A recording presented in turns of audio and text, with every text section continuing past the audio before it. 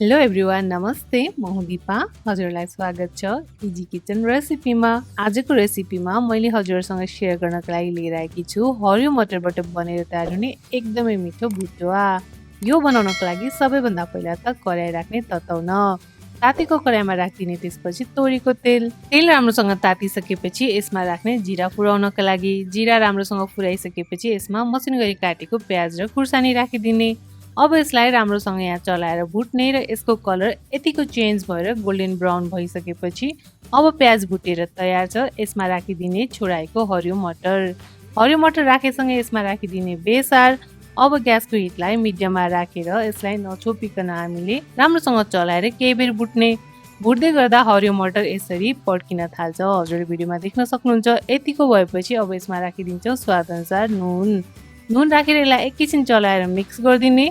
यतिको मिक्स गरिसकेपछि अब भने यसमा राखिदिने सानो कपको 1 कप पानी राखिसकेपछि यसलाई फेरि एकचोटि राम्रोसँग चलाएर मिक्स गरिदिने। यतिको मिक्स गरिसकेपछि अब भने ग्यासको हिटलाई मिडियम टु लोमा राखिदिन्छौँ र यसलाई छोपेर हामीले 5 मिनट राम्रोसँग पकाउँछौँ। यसरी मटरलाई छोपेर पकाउँदा चाहिँ यो भित्रबाट नरम हुन्छ र खाँदा चाहिँ अझ स्वादिलो हुन्छ। यसलाई यहाँ छोपेर पकाएको 5 मिनट भइसक्यो। अब यसलाई चेक गर्ने।